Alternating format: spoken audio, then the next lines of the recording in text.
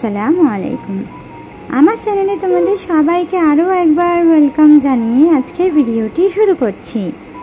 কাছে এবং দূরেই যেখান থেকে আমার ভিডিওটি দেখছো, আশা করছি আল্লাহ তাআলার অশেষ রহমতে সবাই খুব ভালো আছো। আলহামদুলিল্লাহ, আমরা অনেক ভালো আছি।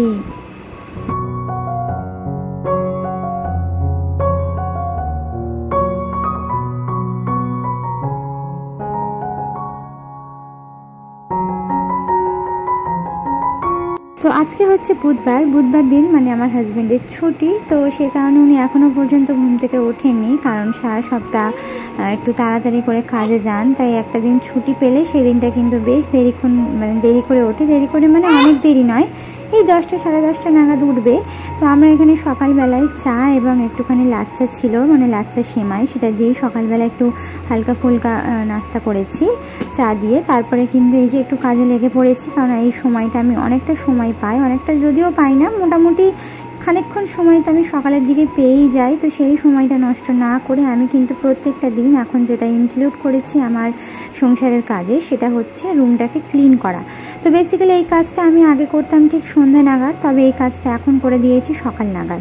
সকালবেলা ব্রেকফাস্ট করার পর কিন্তু যে সময়টুকু আমি পাই, সেই সময়টুকুর মধ্যে আমি আমার ঘরের প্রত্যেকটা ফার্নিচার ঝট করে ক্লিন করে নিই। বেশি সময় লাগে না, এই আধা ঘন্টার মতো সময় দিলেই কিন্তু একদম হালকা করে ওপর থেকে ক্লিন করা হয়ে যায়। এতে করে কি হয়, ডিপ ক্লিন করার প্রয়োজনটা অ্যাটলিস্ট অন্তত অনেকদিন পর পড়ে না। তো সে কারণে একেবারে হালকা করে সমস্ত ফার্নিচারগুলোকে একটু ক্লিন করে নিচ্ছি।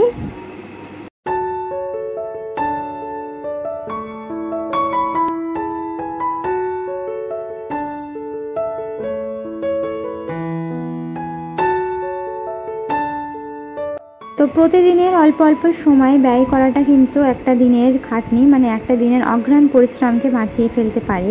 তো সেই কারণেই কিন্তু এই যে অল্প অল্প করে সময় আমি দিয়ে যাচ্ছি, এতে কিন্তু সারা দিন ধরে যে ডিপ ক্লিন করার প্রয়োজন হয় সেটা কিন্তু আর হয় না। হ্যাঁ, তো এই কারণেই এই জিনিসটা আমি এখন নতুন করে আমার কাজে ইনক্লুড করে নিয়েছি।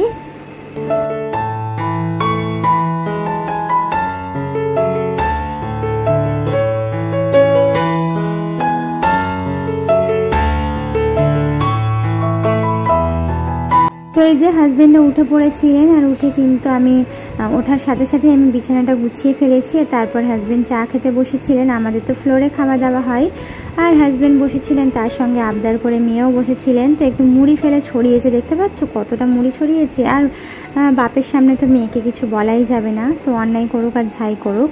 হ্যাঁ, তো সেই কারণে আর কিছু বলা যায়নি। তো মুড়িগুলোকে ছড়িয়ে ফেলেছে, তো ওগুলোকে আমি তুলে নেব, নিয়ে কিন্তু মুরগিদের দেবো, একেবারে ফেলে দেবো না।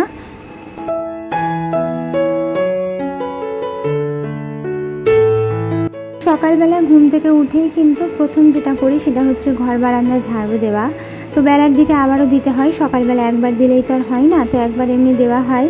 তারপরে এই যে বেলা নাগাদ আবারও দিতে হয় ব্রেকফাস্ট কমপ্লিট করার পর বা রান্না কমপ্লিট করার পর।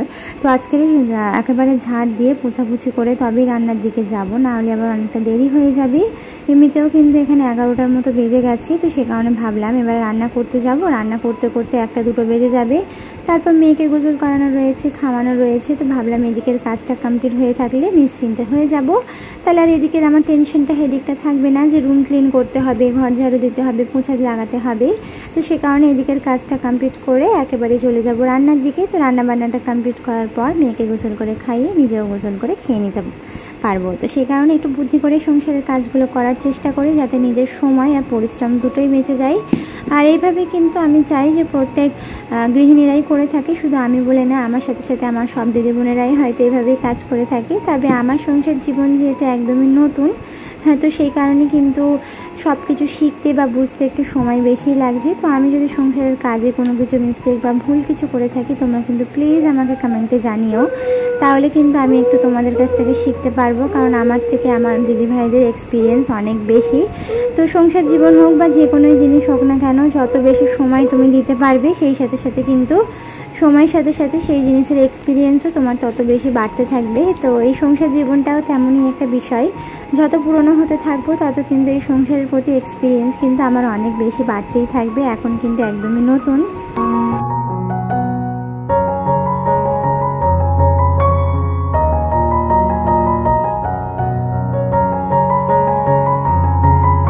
তো ব্রেকফাস্টের পর যা যা থালাবাটি বেরিয়েছিল সেগুলোকে ধুয়ে সাথে জামা কাপড়গুলো দিয়ে চলে গিয়েছিলাম ছাদে, গিয়ে মুরগিদের খাবার দিয়ে আর কাপড়গুলো মেলে দিয়ে এলাম। অল্প কাপড় বেরিয়েছিল, এখন গরম পড়ে গেছে। আর এখন গরম বলবো না, জাস্ট কালকের বৃষ্টি হয়েছিল আর বৃষ্টি হওয়ার কারণে কিন্তু আজকের বেশ ঠান্ডা ঠান্ডা ওয়েদার রয়েছে। আর ছাদে গেলাম, একদমই রোদ্দুর নেই, একেবারে সুন্দর একটা হাওয়া বইছে, মানে একদম ঠান্ডা হাওয়া বইছে আর সেই সাথে খুব ভালো লাগছিল। আর এখন ওয়েদার তো বেশ ঠান্ডাই হয়ে গেছে।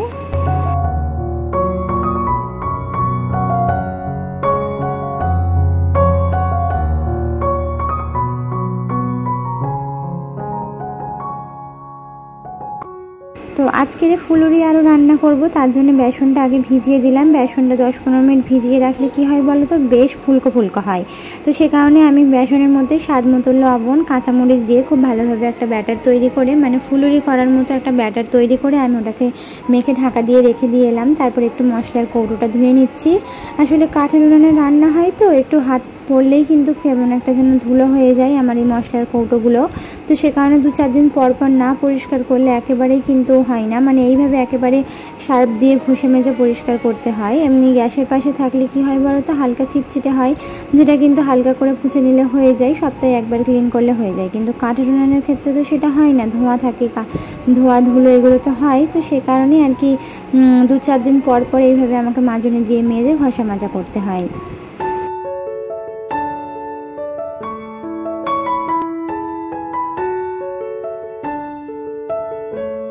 আর যে কোনো জিনিস যখন আমি সবসময়ের জন্য ব্যবহার করছি, সবসময়ের জন্য আমার প্রত্যেক দিনে আমার যে জিনিসটা লাগছে সেটা যদি না চকচকে পরিষ্কার হয়, সেখানে হাত দিতেও ভালো লাগে না, সেটা নিয়ে কাজ করতেও ভালো লাগে না, আমার তো ভালোই লাগে না। তো সে কারণে যেই জিনিসগুলো ব্যবহার করি প্রত্যেক দিনের হোক বা নাই বা হোক, তো যেই জিনিসগুলো ব্যবহার হয় সেগুলো যদি টিপটাপ ক্লিন না থাকে, সেখানে কাজ করতেও ভালো লাগবে না, সেগুলো দেখতেও ভালো লাগবে না। হ্যাঁ, তো বিশেষ করে এই মশলার কৌটো তো প্রত্যেক দিন 2-3 বেলা তো লাগে। হ্যাঁ, তো সে কারণে এগুলো পরিপাটিয়ে ক্লিন একদম ঝকঝকে না থাকলে কিন্তু একদমই ভালো লাগে না।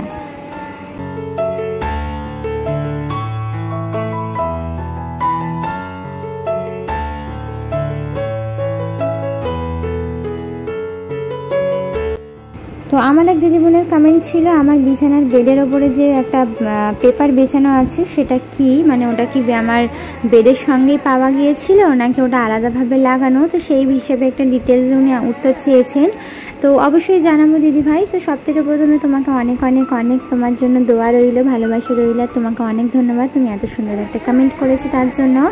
তো বেসিক্যালি আমাদের বেডের সঙ্গেই কিন্তু প্লাস্টিক দেওয়া হয়, আমরা যখন বেড কিনি, মানে ওই যে বেডটা কেনা হয়, তো সেই বেডের সঙ্গেই কিন্তু আমাদের প্লাস্টিক দেওয়া হয়। তবে সেই প্লাস্টিকগুলো কিন্তু খুব একটা বেশি ইউজফুল হয় না, মানে খুব একটা বেশি মজবুত হয় না। যদি বাচ্চা থাকে ঘরে তাহলে তো বুঝতেই পারবে, সেটা কিছুদিন পরেই আর কি ছিঁড়ে যায়। তো আমাদের ক্ষেত্রেও সেটা হয়েছে, আমাদের ঘরেও যেহেতু বাচ্চা রয়েছে, তো বেডটা না, বেডের যে প্লাস্টিকটা সেটা কিছুদিন পরে ছিঁড়ে গিয়েছিল। আর আমার বিয়ের আগে, মানে আমার বিয়ের কয়েকদিন আগে ওই বেডের ওপরে আলাদাভাবে কিন্তু প্লাস্টিকটা লাগানো হয়েছে, মানে আলাদাভাবে ওই যে প্লাস্টিক একটা কিনতে পাওয়া যায় মোটা ধরনের প্লাস্টিক, সেটা কিনে ওই বেডের ওপরে লাগানো হয়েছে, একেবারে ওপর থেকে মুড়িয়ে নিচের দিকে দুমড়ে আর কি ওর মধ্যে আটা লাগিয়ে সুন্দরভাবে, ওটা আমার হাজব্যান্ড নিজে হাতেই করেছেন। তো পরে সুযোগ পেলে তোমাদের একবার ডিটেলসে আমি দেখিয়ে দেবো, মানে বেডশিট চেঞ্জ করার সময়, তবে এখনও দেখাতে পারছি না। তো মেয়ে আমার ঘুমিয়ে গেছে, মেয়ে ঘরে ঘুমাচ্ছে, তো আর দেখানোর মতো সুযোগ হয়ে ওঠেনি, তো ক্ষমা করবে দিদিভাই। কিন্তু আমি ডিটেলসে তোমাকে বলে দিলাম, ওটা আলাদাভাবে লাগানো হয়েছে। আসলে বাচ্চা যখন একটা বাড়িতে থাকে তখন তুমি যতই চেষ্টা করো না কেন, সে কিন্তু একবার হলেও, সারাদিনে না হোক সপ্তাহে হলেও একবার সে বেডে হিসু করবেই। এটা কিন্তু একটা স্বাভাবিক বিষয়, যেটা প্রত্যেকের বাড়িতে হয়ে থাকে। তো আমার ক্ষেত্রেও হয় যে আমি ওকে ডাইপার পরিয়ে রাখি বলেই যে ও একদমই বেডে হিসু করে না, এমন নয়। তো মাঝে মধ্যে হয়ে যায়, তো সেই কারণে বেডটা নষ্ট হতে থাকে, বেডের মধ্যে পানি পড়তে থাকে, একটা গন্ধ ভাব তো আছে। সবথেকে বড় কথা, পানি পড়লে কোনো সমস্যা নেই, শুকিয়ে যাবে, কিন্তু হিসু করলে কিন্তু একটা গন্ধ হয়। তো সেটা থেকে বাঁচার জন্যই আমার বিয়ের আগেই আমার হাজব্যান্ড কী করেছেন, একটা আলাদাভাবে প্লাস্টিক কিনে, মোটা ধরনের প্লাস্টিক কিনে বেডের ওপরে মুড়িয়ে দিয়েছেন। তো সেই প্লাস্টিকটাই লাগানো আছে, আর এত সুন্দর প্লাস্টিকটা লাগানোর পরে বেডটা একেবারে নতুনের মতো আছে, আর হিসু করলেও কোনো সমস্যা হয় না। ওকে আমি হিসু করতে দিই না, মানে মাঝে মধ্যে যদিও করেও ফেলে তাহলে আমার কোনো সমস্যাটা হয় না।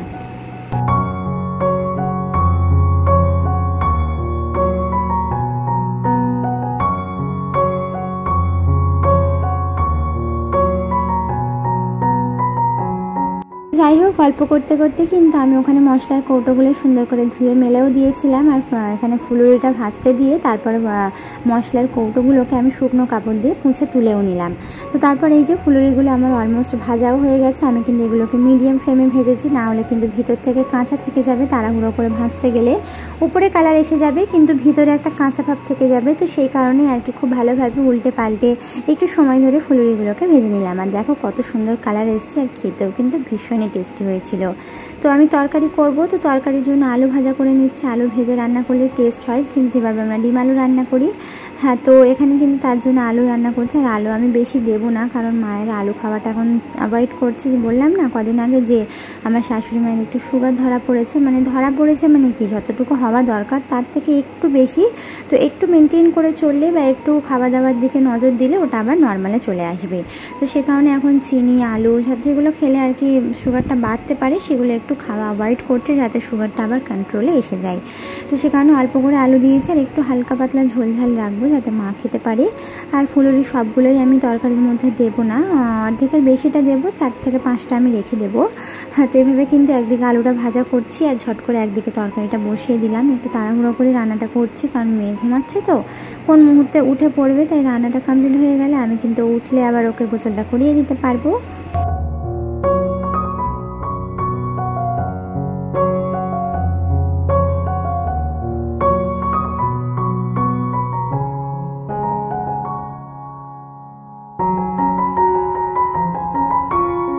যেই দিদি বোনেরা আমার চ্যানেলের মধ্যে নতুন এসেছো, আমাকে প্রথমবার দেখছো, আমার ভিডিও দেখতে তোমাদের যদি একটু ভালো লেগে থাকে তাহলে অনুরোধ করবো আমার চ্যানেলটিকে সাবস্ক্রাইব করে অবশ্যই বেল আইকনটা প্রেস করে দেবে। এতে করে যেটা হবে, আমার ভিডিও ছাড়া মাত্রই তোমাদের কাছে নোটিফিকেশনটা পৌঁছে যাবে। আর যারা অলরেডি কাজটা করে দিয়েছো তাদেরকে তো অসংখ্য ধন্যবাদ।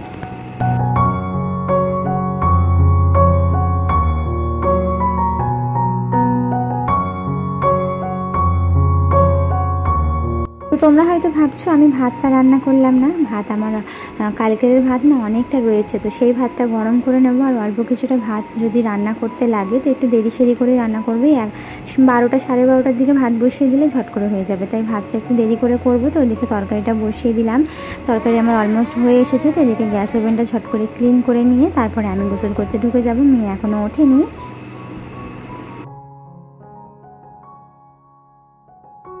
আমি গোসল করে বেরোনোর পরেই আমার মেয়ে উঠে পড়েছিল, ওকেও গোসল করে খাইয়ে দাইয়ে তারপরে এই যে খাওয়া দাওয়া করতে বসে পড়েছি। আর আমি খাওয়া দাওয়া করতে বসলাম, মা কিন্তু ছাদে রয়েছে, মা এসে মাও খেয়ে নেবেন। ভাত বেড়ে নিয়েছি। তো এই যে আজকের হচ্ছে ফুলুরি আলুর তরকারি।